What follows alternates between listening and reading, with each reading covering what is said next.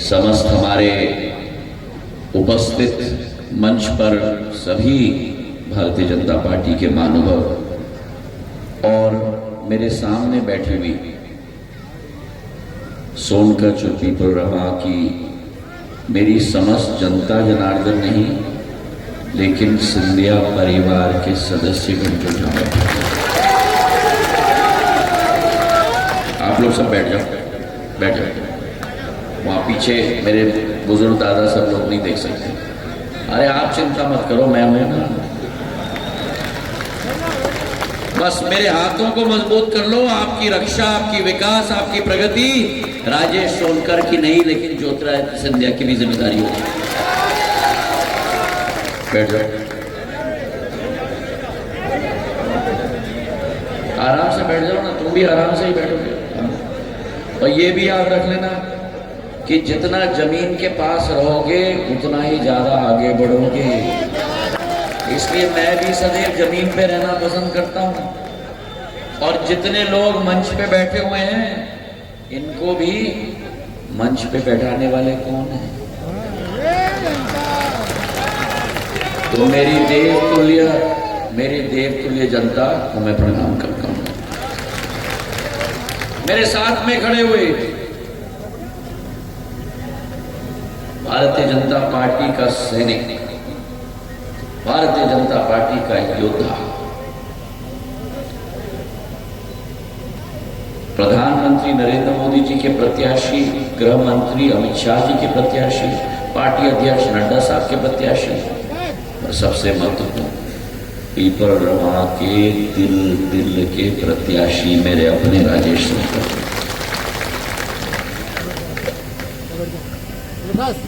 चुनाव आते हैं और चुनाव जाते हैं। प्रजातंत्र का एक उत्सव चुनाव होता है।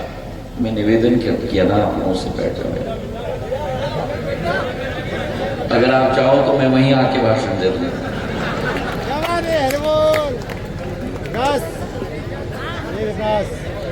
चुनाव आते हैं और चुनाव जाते हैं।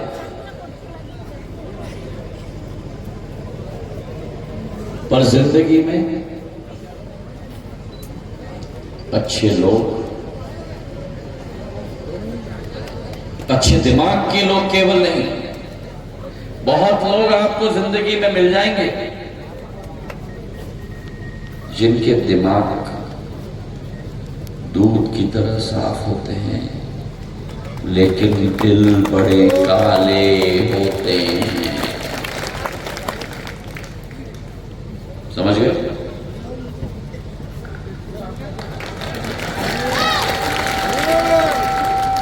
मुझे लगता है समझे नहीं। समझ गए?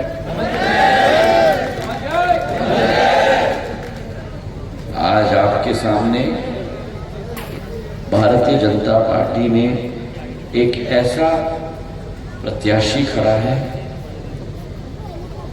जो मैं दावे से कह सकता हूं, और ज्यादा लोगों के बारे में मैं नहीं कह सकता, लेकिन मैं दावे के कह सकता हूं कि इनका केवल दिमाग दूध की तरह साफ नहीं लेकिन इनका दिल भी दूध की तरह साफ है।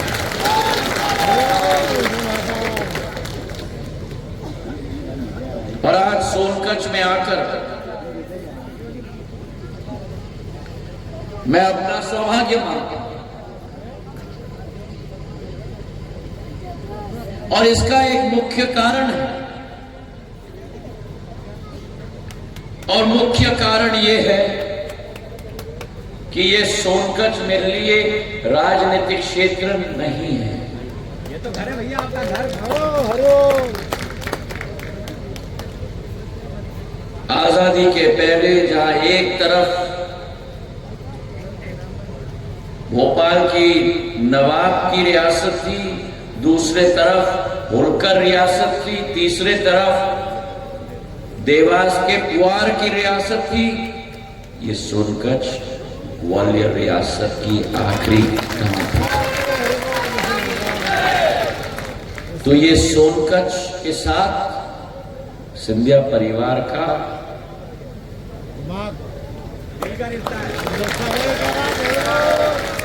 और यहां महाजी महाराज ने पानीपत की लड़ाई के बाद एक शिवालय भी बनाया है। और अगले बार राजेश जी आपसे,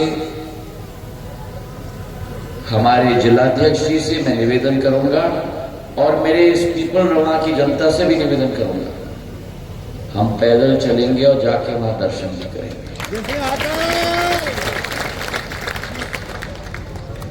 आधुनिक युग में हम लोग भूल जाते हैं, जो चीज आपको और हमें इस मां भारती के माटी में जीवित रखता है वो हमारा अध्यात्म है, हमारा धर्म है। ये व्यवसाय, ये व्यापार, ये राजनीति, ये सब शरीर का अंग होता है, पर सिद्धांत, मूल्य, अध्यात्म ये शरीर का दिल होता है। और कांग्रेस ये क्या समझे? कांग्रेस तो केवल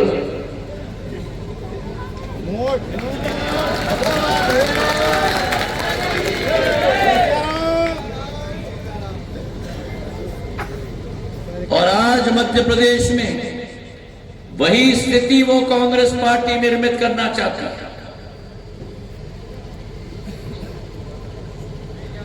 आज इस सोनकच्छ क्षेत्र में, ठीक बोल रहे थे राजेश जी, 35 वर्षों से आप लोगों ने आशीर्वाद दिया जिस व्यक्ति को, 35 वर्ष पे पग पग पे राजनीति के हर कदम पर वो बढ़ता गया। आज उस व्यक्ति ने आपके लिए नहीं, मेरे सोनकच्छ के लिए क्या किया? एक खंबा नहीं गड़ा, एक विकास या प्रगति नहीं हुई, उल्टा लोगों को प्रताड़ित करना, लोगों का अपमान करना, सनातन धर्म का अपमान करना। जो व्यक्ति सनातन धर्म का अपमान करेगा उसका गिरावट सुनिश्चित भगवान ही करेगा। सही है कि नहीं? सही है कि नहीं? और जो सनातन धर्म के ऊपर अपशब्द का इस्तेमाल यहां किया गया है, मुझे आज गर्व है कि मेरा सैनिक राजेश सोनकर जी ने आपके सामने संकल्प लिया है कि पहला काम आपके आशीर्वाद ग्रहण करने के बाद आचार्य जी को दोबारा यहां लाके कथा करवाएंगे।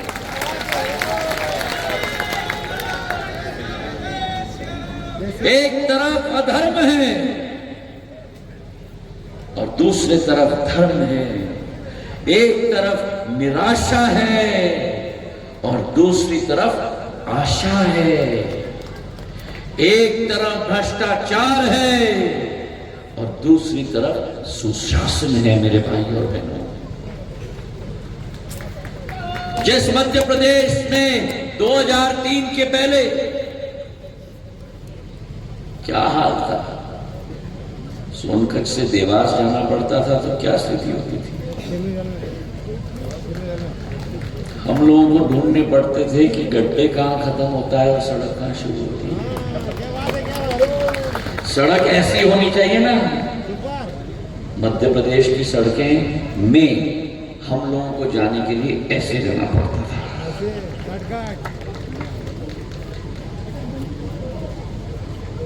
आज उसी मध्य प्रदेश में जहां 44,000 किलोमीटर की सड़कें थी, ये कमल के फूल के निशान ने 18 वर्षों में 5 लाख किलोमीटर की सड़कें बना के दे दी हैं। और मखमल की तरह कल देवास से मैं हाट पीपलिया गया, हाट पीपलिया से मैं रहू गया, एक एक चप्पे चप्पे पे घुमा हूं। जितनी मखमल की तरफ विदेश की सड़कें नहीं होती हैं, ये कमल के फूल ने इतनी मखमल की हाईवेज और सड़कें मध्य प्रदेश में बनाई। और वही हाल बिजली की। 2003 की बिजली याद है?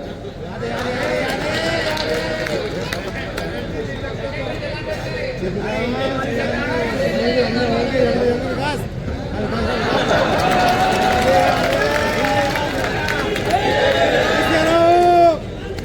गांव में हम लोग बल्ब नहीं कहते, बल्ब नहीं, हम तो कहते हैं लट्टू लट्टू। गांव में लट्टू होती थी पर ज्योति का प्रकाश नहीं होता था। किसान दिन भर करता था बुआई, पलेवा के लिए पानी नहीं है। पलेवा के लिए पानी कब? रात के 2 बजे। तो राजेश सोनकर जी की पत्नी को अलार्म लगाना पड़ता था। अरे उठो राजेश उठो, पानी दो फसल को। रात दिन भर होती थी बुआई और रात भर होती थी सिंचाई। सही है कि नहीं? आज आपके पास लट्टू है, आज आपके पास ज्योति का प्रकाश है कि नहीं? है कि नहीं? पीछे से आज आपके पास लट्टू है, आज आपके पास ज्योति का प्रकाश है और आज आपके पास ज्योतिरादित्य भी है।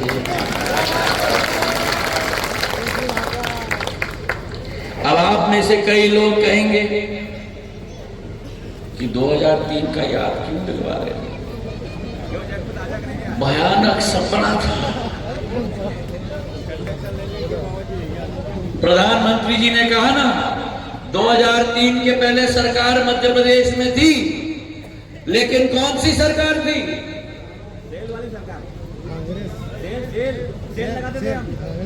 लापता सरकार। लापता सरकार। बिजली लापता, सड़क लापता, पानी लापता, लापता वाली सरकार।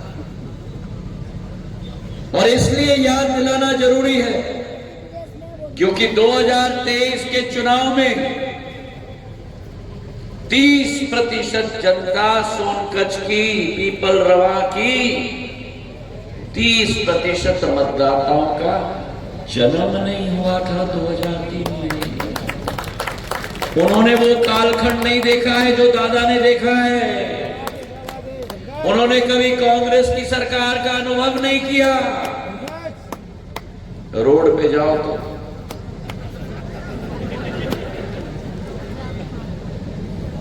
और इसलिए मैं आपसे निवेदन करने आया हूं, ये चुनाव भारतीय जनता पार्टी और कांग्रेस का चुनाव नहीं है। ये चुनाव मेरे बुजुर्गों का भविष्य सुरक्षित रखने का चुनाव है। ये चुनाव मेरे भाइयों और बहनों के घर के परिवार के सदस्यों का भविष्य सुरक्षित करने का चुनाव है। और ये चुनाव आपके गोदी में जो बच्चा है ना, उस बच्चे के भविष्य को सुरक्षित रखने का चुनाव है।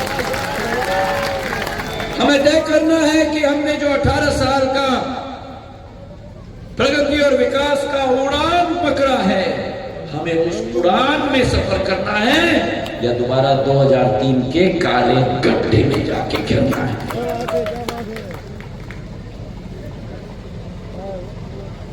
दो 2018 में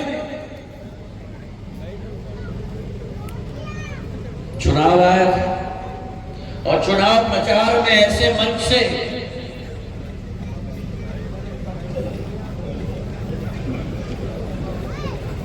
कांग्रेस पार्टी के राष्ट्रीय अध्यक्ष ने कहा,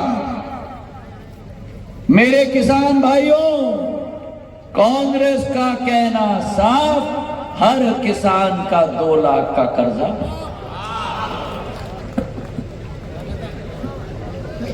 और यह भी कहा कि अगर 10 दिन में हमने कर्जा माफ नहीं किया तो मुख्यमंत्री बदलेंगे।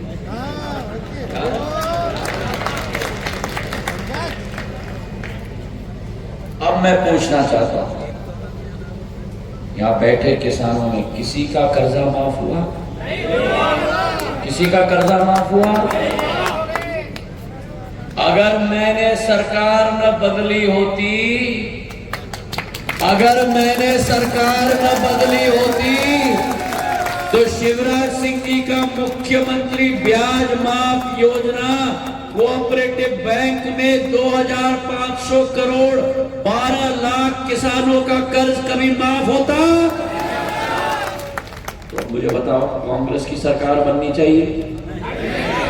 कांग्रेस की सरकार बननी चाहिए? बननी चाहिए।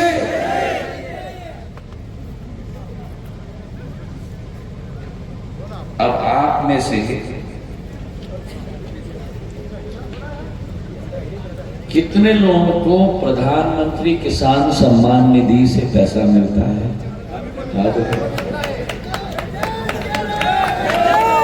इधर किसी को मिलता है? नहीं। आप सबको मिलता है? मिलता है? हाथ उठाए। अच्छा, आप बताओ मुझे कितना मिलता है?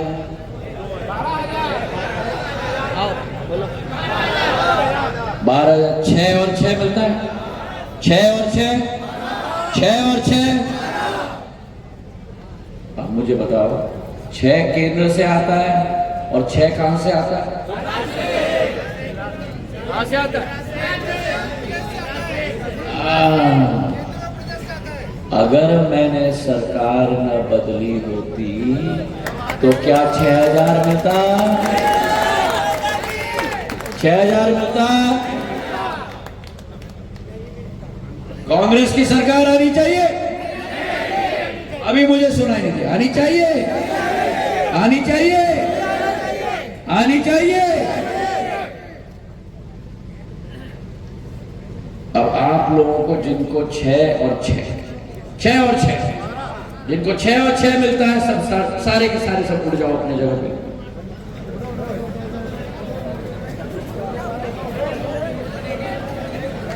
अब आपसे मैं पूछना चाहता हूं, 6 और 6 मिलता है? मिलता है।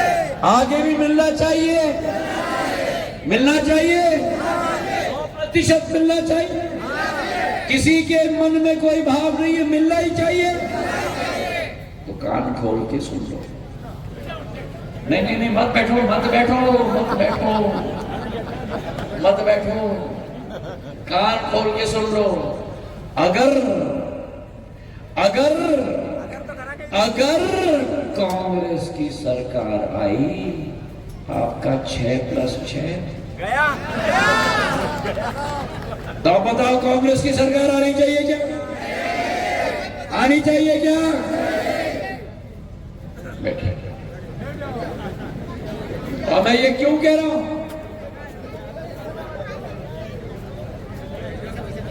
क्योंकि जब कांग्रेस की सरकार आई थी, तब कांग्रेस की सरकार ने संबल योजना बंद कर दी।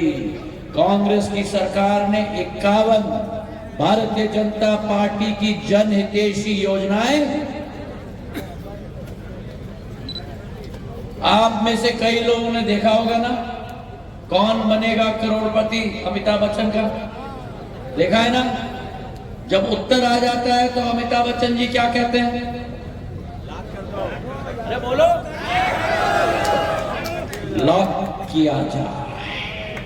तो 17 तारीख को मेरे अन्नदाताओं, कांग्रेस पार्टी की वो बोरी बिस्तर में बांधकर, ताला पड़ा लगाकर, चाबी को पास वाले नदी में लॉक करके फेंका जाए। करोगे? करोगे?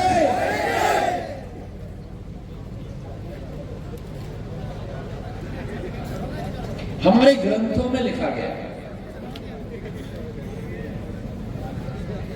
यत्र नारायस्तु पूजन्ते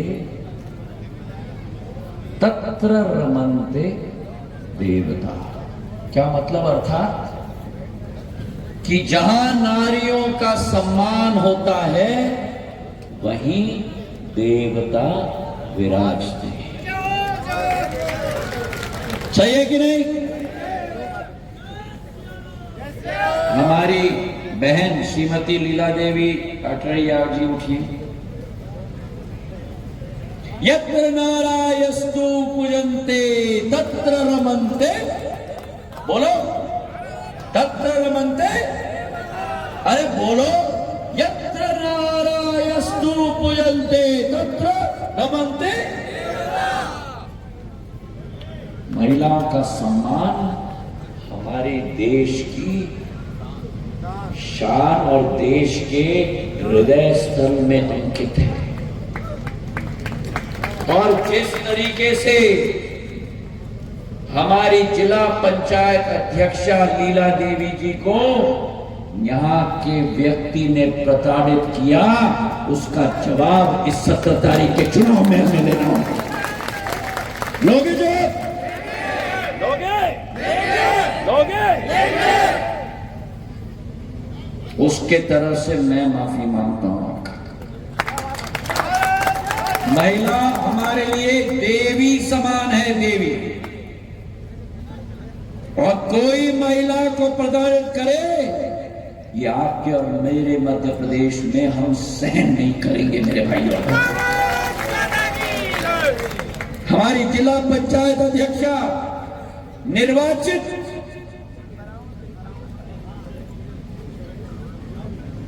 जिस देश में महिलाओं को सम्मान देने के लिए नरेंद्र मोदी जी दिन रात काम कर रहे हैं, शिवराज सिंह जी दिन रात काम कर रहे हैं। संसद में 33% आरक्षण महिलाओं को नरेंद्र मोदी जी ने दिया है।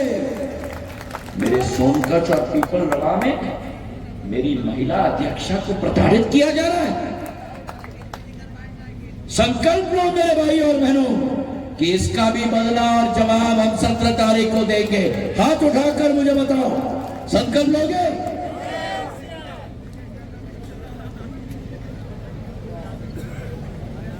यत्र नारायस्तु पूजन्ते तत्र रमन्ते।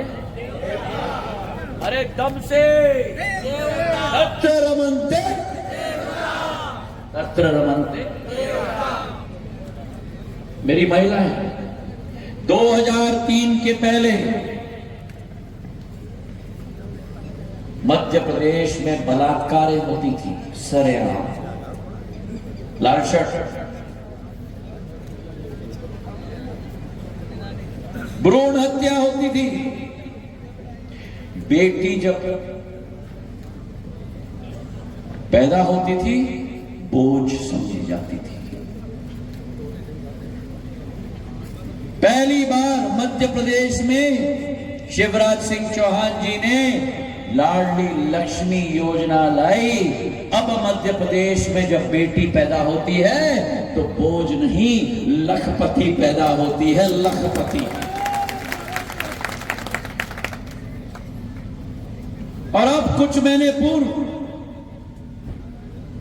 शिवराज सिंह चौहान जी ने लाडली बहना योजना लाई।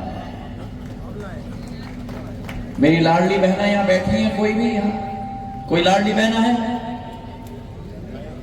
क्या नाम है लाडली बहन? रेणुका। रेणुका का मेरी लाडली बहना सब उड़ जाए, जितनी लाडली बहना है सब उड़ जाए। कितना पैसा मिलता है लाडली बहना? 1250 हर महीना मिलता है। इस साल इस महीना 7 तारीख में आ गया। हर महीने में आपके खाते में आता है, आपके खाते में आता है, आपके पति के खाते में नहीं आता, आपके खाते में आता है। 1250 हर महीने आता है, मतलब साल में 15,000 आता है। अब 1250 हर महीने आगे भी आना चाहिए, आना चाहिए मेरी लाडली बहना, आना चाहिए, भविष्य में भी आना चाहिए। तो सुन लो, अगर अगर अगर कांग्रेस की सरकार आई तो आपका 1250 क्यों? क्योंकि जब कांग्रेस की सरकार 2018 में आई थी तब कन्यादान योजना बंद कर दिया था। जब कांग्रेस की सरकार 2018 में आई थी, मेरी आशा कार्यकर्ताओं का 1500 रुपया तनख्वाह काट के रख दिया था। तो अब बताओ कांग्रेस की सरकार आनी चाहिए कि नहीं? आनी चाहिए कि नहीं? अम्मा लाडली बहना आनी चाहिए कि नहीं? बोलो, आनी चाहिए?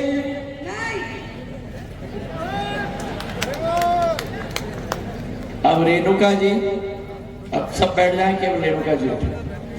रेणुका जी उठे थे। रेणुका जी जब 2018 में कांग्रेस की सरकार बनी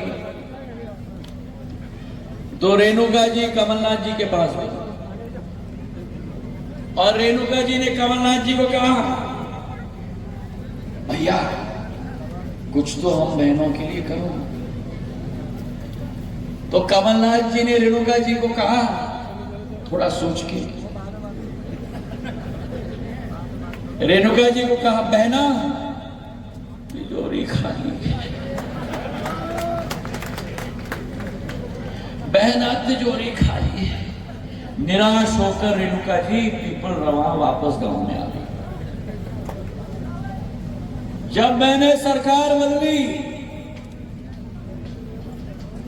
और रेणुका जी शिवराज भैया के पास गई और रेणुका जी ने शिवराज भैया को कहा, भैया हम बहनों के लिए कुछ कर दो। तो जहां कमलनाथ जी ने कहा था, बहना तिजोरी खाली है, शिवराज भैया ने कहा, बहना तिजोरी तुम्हारी है।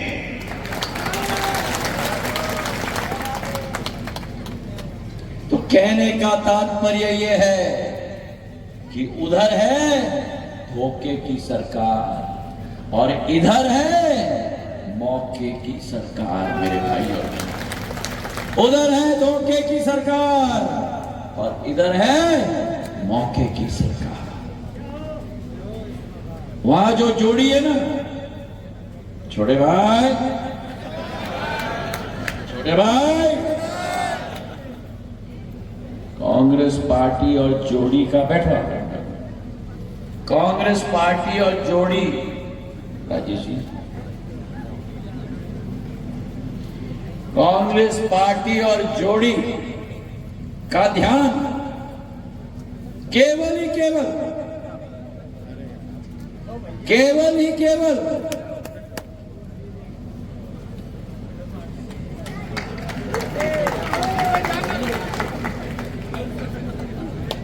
समझ गए? और जब ये दिख जाती है ना तो दोनों के आंखों में चमक आ जाती है, दोनों के आंखों में चमक आ जाता है। और जब इसके पास जाते हैं ना, कहते हैं आजा आजा आजा आजा आजा।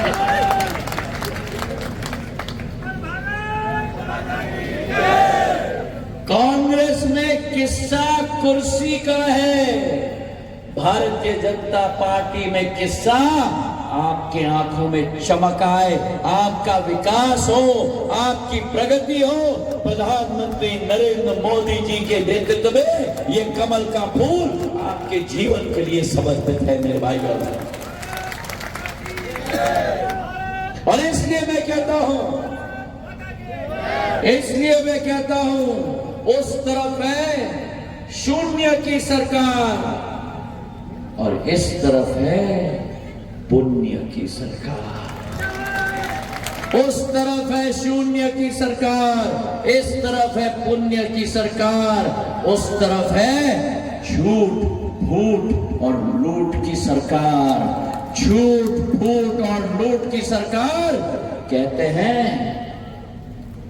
मोहब्बत का दुकान है, कहते हैं कि मोहब्बत का दुकान है, लेकिन इनके मोहब्बत के दुकान में केवल नफरत का सामान है। और इसलिए आपसे मैं निवेदन करने आया हूं, इसलिए आपसे निवेदन करने आया हूं कि एक तरफ है आपके पास डबल इंजन की सरकार, एक तरफ है आपके पास, अरे बोलो बोलो, एक तरफ है आपके पास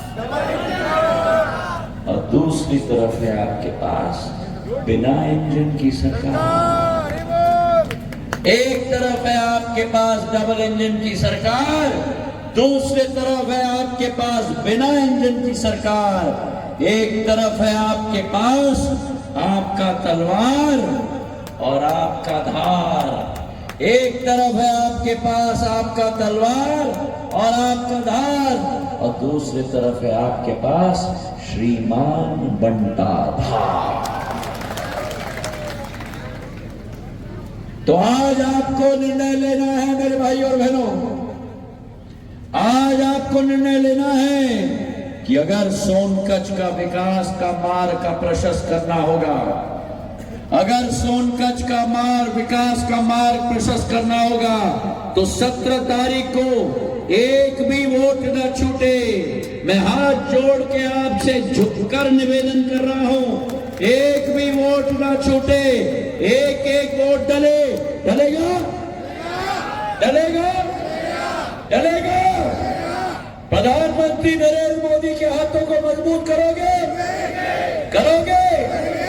जिस व्यक्ति ने देश में 140 करोड़ जनता का सपना पूरा किया है, रामलाला का प्राण प्रतिष्ठा 22 जनवरी 2024 को हो रहा है, उसका साथ दोगे, दोगे। मेरे सोनकच्छ के मार्ग विकास के मार्ग को प्रशस्त करोगे, राजेश सोनकर जी को अपना आशीर्वाद देकर अपने क्षेत्र का सेवक बनाओगे, पूर्ण बहुमत से करोगे। आज मैं आपसे निवेदन करना चाहता हूं कि अगर राजेश को आपने अपना आशीर्वाद दिया तो ये समझ लेना कि आप अकेले राजेश जी को अपना आशीर्वाद नहीं दे रहे, राजेश के साथ आप ज्योतिरादित्य सिंधिया को भी आप अपना आशीर्वाद दे रहे। दोगे, दोगे, दोगे। तो हाथ उठाकर मुट्ठी बांधकर मेरे साथ बोलो, नरेंद्र मोदी जिंदाबाद, नरेंद्र मोदी जिंदाबाद, भारत माता की, भारत माता की, भारत माता की।